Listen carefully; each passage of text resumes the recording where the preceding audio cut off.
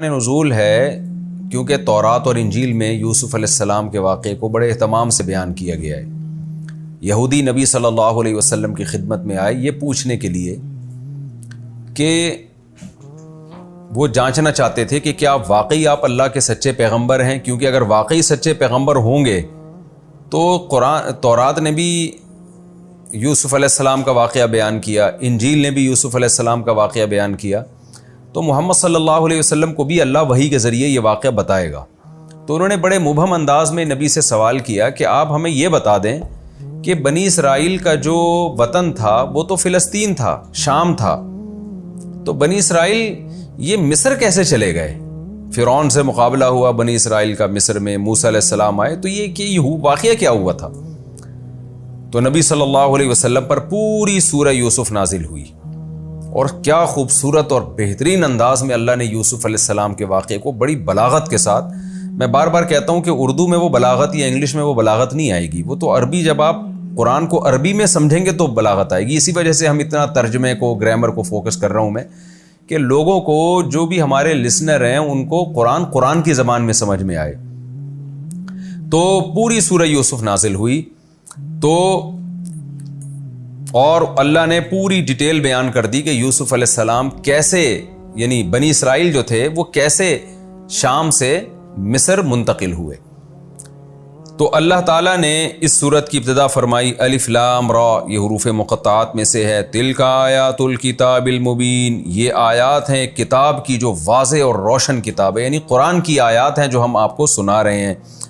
انا انزلناہ قرآنا عربیا، ہم نے اس کو قرآن عربی بنا کے نازل کیا ہے، لعلکم تعقلون، تاکہ تم سمجھو اس کو۔ عربی میں اس لیے نازل کیا کہ اس کے اولین مخاطب عرب تھے۔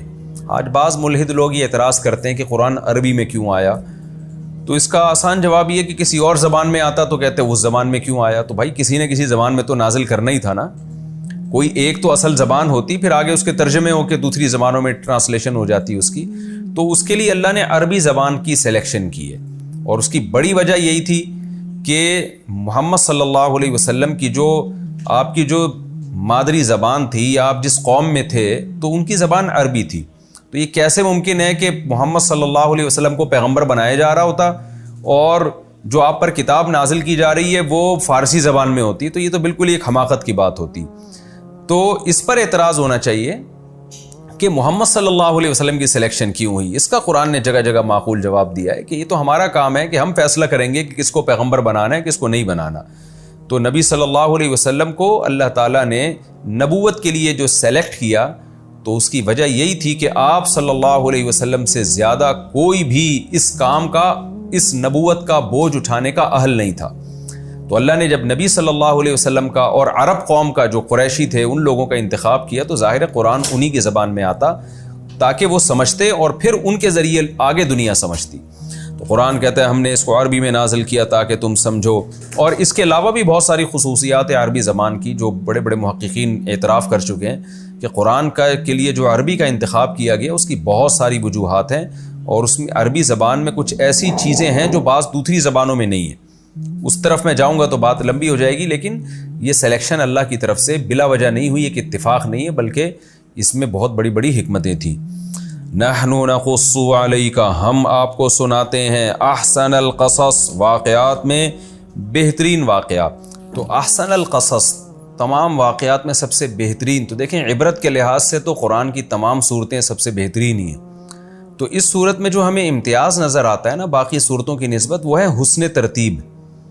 آپ قرآن میں موسیٰ علیہ السلام کا واقعہ دیکھیں، بکھرا ہوا واقعہ ہے، بعض واقعات بعد میں ہوئے لیکن قرآن بیان پہلے کرتا ہے، بعض پہلے ہوئے لیکن قرآن بیان بعد میں کرتا ہے۔ سورہ یوسف ایک ایسی سورت ہے جس میں A to Z یوسف علیہ السلام کے واقعے کو بڑی ڈیٹیل سے اور بڑی تفصیل سے بیان کیا گیا ہے کہ واقعہ سننے میں بھی لطف آتا ہے، مزہ آتا ہے۔ تو ایک بہت بڑی وجہ یہ ہے۔ دوسری بات علماء نے بیان کی ہے کہ اس سورت میں جو علمی نکات ہیں، جو علماء نے غور کر کر کے نکالے ہیں، وہ 100 سے بھی زیادہ ہیں، بلکہ اس پر رسالے لکھے گئے ہیں کہ سورہ یوسف سے ملنے والے 100 اسباق۔ تو عام طور پر جو دیگر صورتیں ہیں ان میں جو اسباق ہمیں ملتے ہیں، یعنی جو دیگر واقعات ہیں انبیاء کے، تو ایک واقعے میں اگر کچھ اسباق ملتے ہیں تو وہی اسباق ہمیں دوسرے واقعات میں بھی مل رہے ہیں، وہی اسباق ہمیں تیسرے واقعات میں بھی مل رہے ہیں، لیکن اس میں کچھ امتیازی ہیں جو عام طور پر آپ کو دوسرے واقعات میں وہ علمی نکات ہمیں نظر نہیں آتے. تو ان بیسس پر اللہ نے اس واقعے کو احسن القصص قرار دیا. واللہ عالم، حقیقت اللہ ہی جانتا ہے. نحن نقص علیک احسن القصص، ہم آپ کو ایک بہترین واقعہ سناتے ہیں. بما اوحینا الیک ھذا القرآن، اس قرآن کے ذریعے جو ہم نے آپ پر وحی کیا ہے. وَإِن كُنْتَ مِن قَبْلِهِ لَمِنَ الْغَافِلِينَ، اور یقیناً آپ اس سے پہلے غافلین میں سے تھے، آپ کو نہیں معلوم تھا کہ یوسف کا واقعہ کیا ہے اور ان کے ساتھ کیا حالات ہوئے اور یعقوب علیہ السلام کو اللہ نے کیسے آزمایا. اذ قال یوسف، وہ وقت یاد کرنے کے قابل ہے جب یوسف نے لِأَبِيهِ، اپنے والد سے کہا. ان کے والد کا نام تھا یعقوب علیہ السلام. ابراہیم علیہ السلام کے دو بیٹے، ایک اسحاق اور ایک ایک اسحاق اور ایک اسماعیل. اسماعیل علیہ السلام چونکہ مکہ میں آ کے آباد ہوئے، 2000 سال کے بعد ان کی اولاد میں ایک ہی پیغمبر پیدا ہوئے، محمد صلی اللہ علیہ وسلم. اور اسحاق علیہ السلام شام میں تھے تو ان کے بیٹے پیدا ہوئے یعقوب علیہ السلام. اور یعقوب علیہ السلام کے جو 11 بیٹے تھے ان میں ایک یوسف علیہ السلام. یعقوب علیہ السلام کی 2 بیویاں تھیں، ایک زوجہ سے یوسف اور بنیامین تھے اور باقی زوجہ سے 9 بیٹے تھے جو یعنی دوسری زوجہ سے تھے. تو قرآن کہتا ہے اذ قال یوسف، یوسف نے اپنے والد سے کہا لِأَبِيهِ، یا ابتی، اے میرے پیارے والد، انی رأیت 11 کوكبا.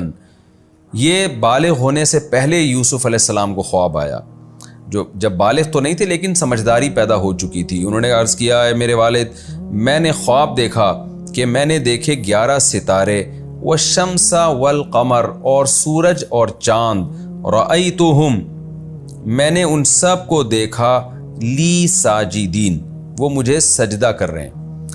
میں نے شاید غلطی سے کہہ دیا 9 بیٹے تھے، 11 سوتیلے بیٹے تھے، سوتیلے بھائی تھے یوسف علیہ السلام کے. میں نے ان سب کو دیکھا کہ وہ مجھے سجدہ کر رہے ہیں. قال یا بنی، یعقوب علیہ السلام سمجھ گئے کہ یہ کوئی بہت بہترین خواب ہے، تو کہنے لگے، اے میرے پیارے بیٹے، یہ خواب آپ اپنے بھائیوں کو نہ سنائیے. فَيَكِيدُوا لَكَ كَيْدًا، تو وہ آپ کے خلاف کوئی تدبیر نہ کر بیٹھیں.